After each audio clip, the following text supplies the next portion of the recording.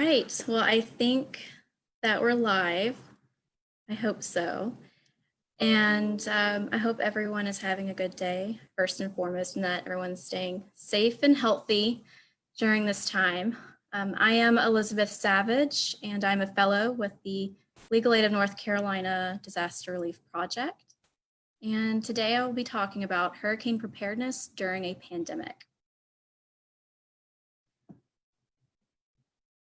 I'm going to give a few minutes just so more people could get on board.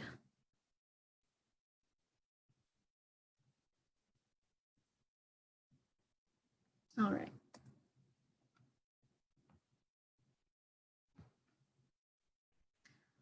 All right, so a little bit about Legal Aid of North Carolina. We are a statewide nonprofit law firm that provides free legal services in civil matters to low-income populations in order to ensure equal access to justice and to remove legal barriers to economic opportunity. We are one of the largest law firms in North Carolina, and we are fully operational during this time. COVID-19 has not stopped us or slowed us down.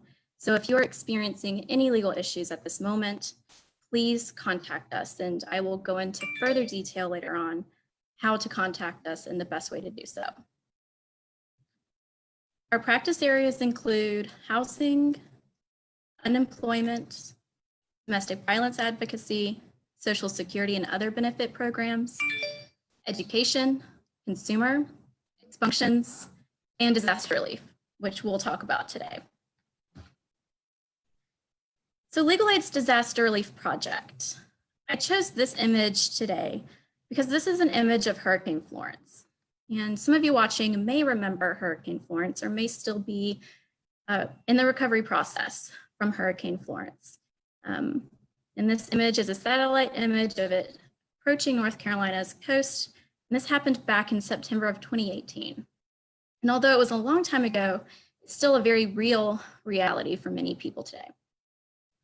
Our project provides free legal assistance to disaster survivors, including those of Hurricanes Matthew, Florence, and Dorian. We partner with state and local agencies, such as the North Carolina Emergency Management and long-term recovery groups. And we are here to assist with an equitable recovery process across North Carolina.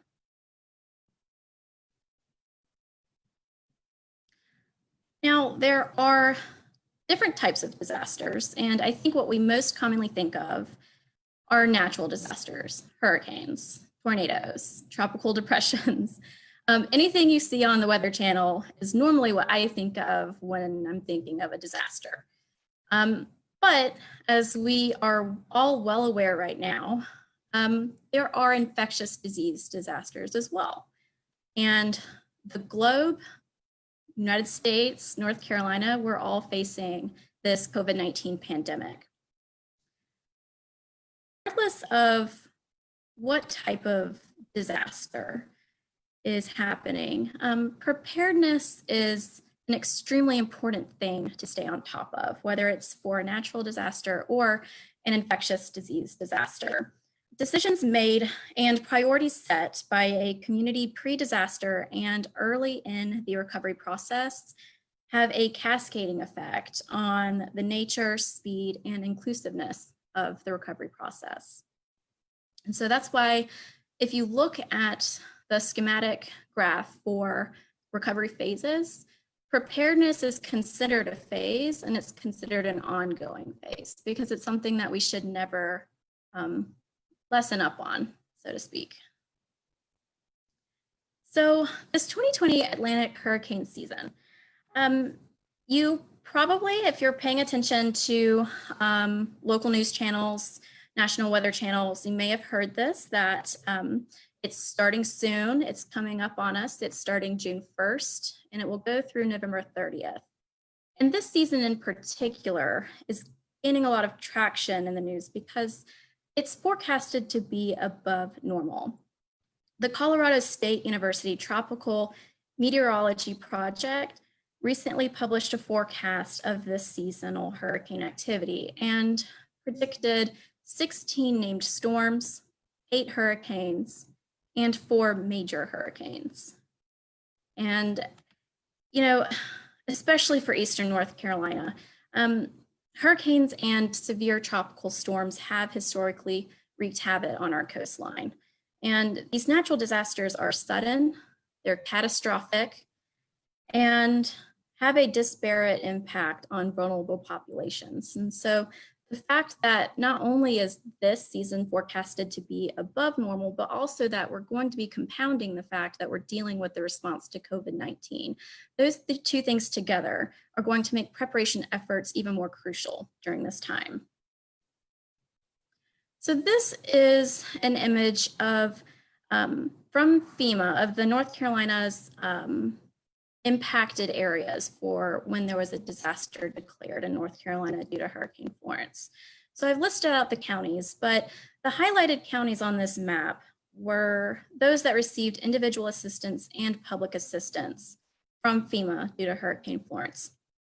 And I keep bringing up Hurricane Florence because it is a great example of what we need to remember, which is that Hurricane Florence was a Category 1 hurricane.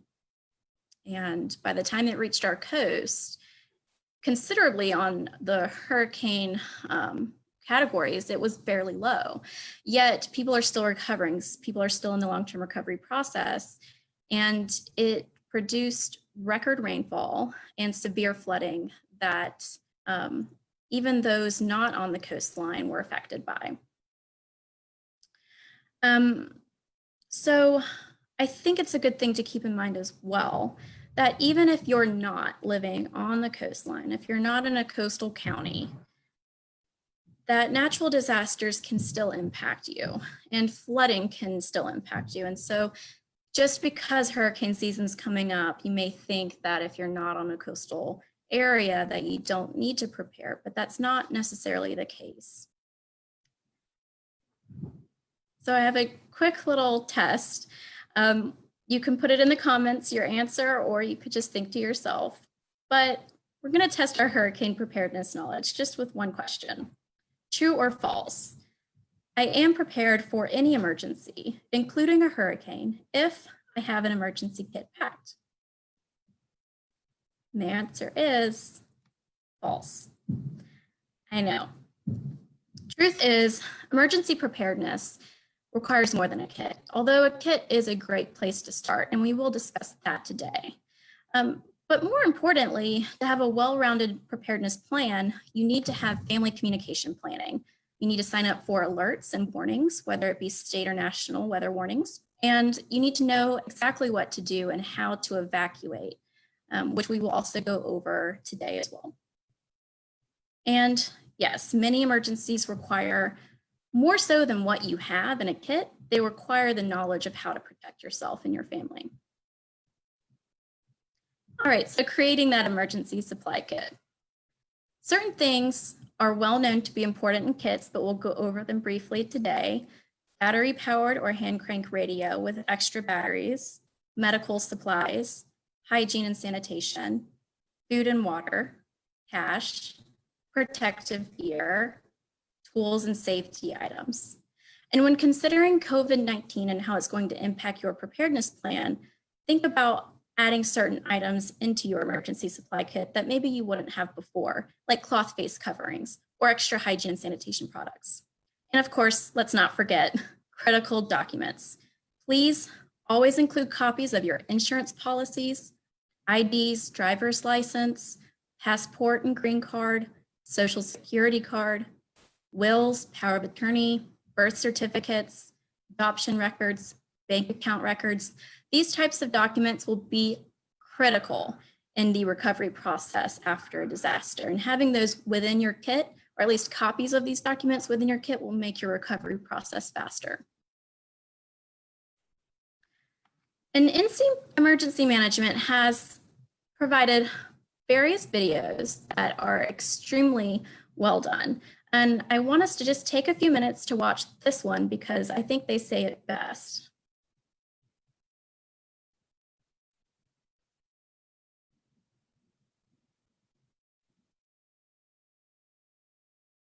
Get a kit.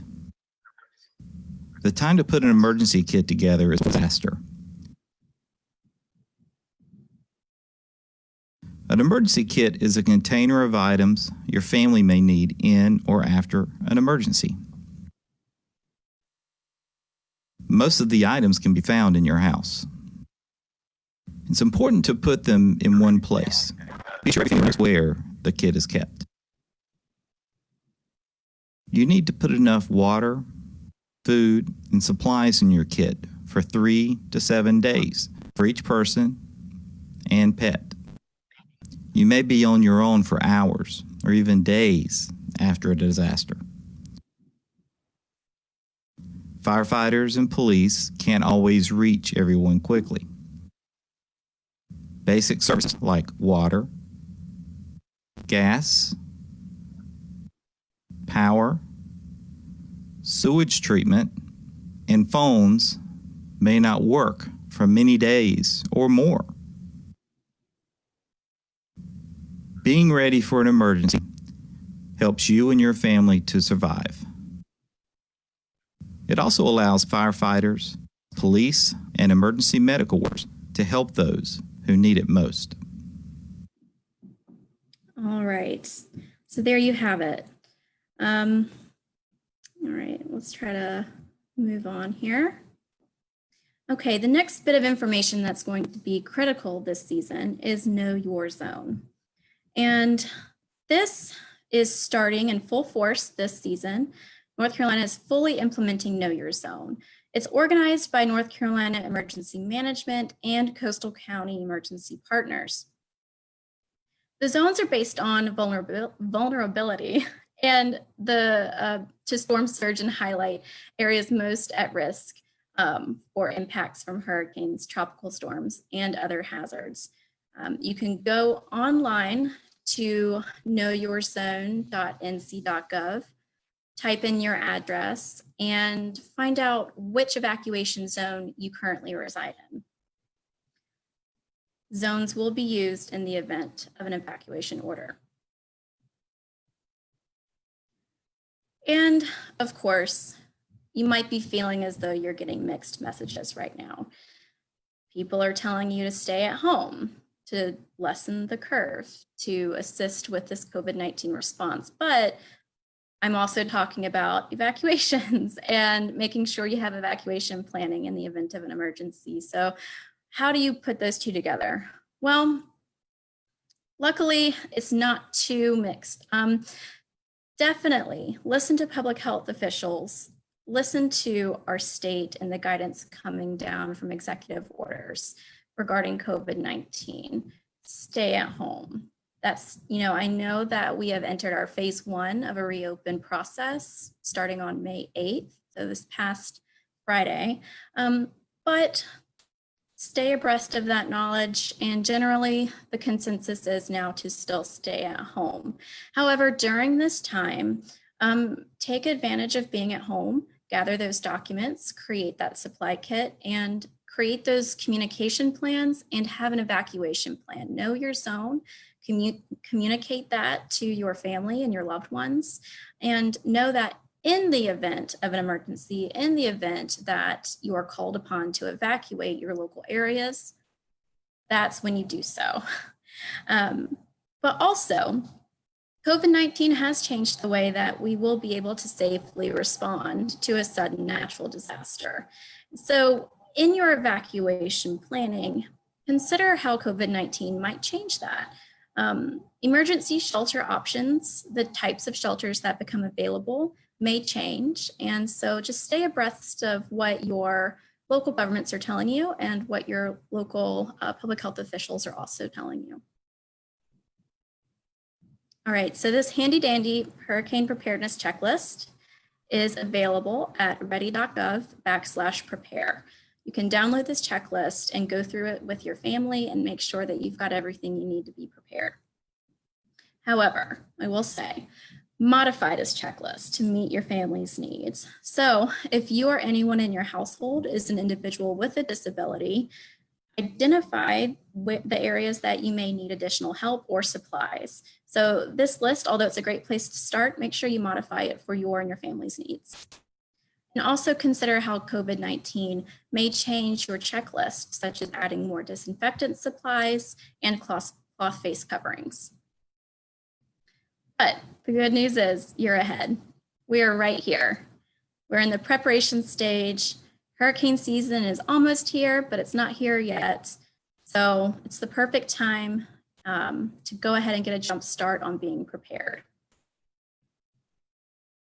And of course, if you are experiencing any disaster-related legal issues, please contact us.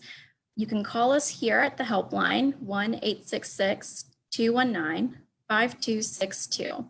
Again, our project covers consumer protection matters, property ownership, insurance claims, replacement of wills and other important legal documents, landlord-tenant problems, and appeals of FEMA decisions, just to name a few things. We also have upcoming disaster relief project events. So we're holding these at Wednesdays at 4 on Legal Aid of North Carolina's Facebook page. Please give us a like and tune in for these upcoming events. And of course, if you can't attend them in person or live, then all of the videos are going to be posted to Legal Aid of North Carolina's Facebook page and YouTube channel after the presentation. And if there are any comments and questions, I know that we've got the comments box going right now. Please put those in there.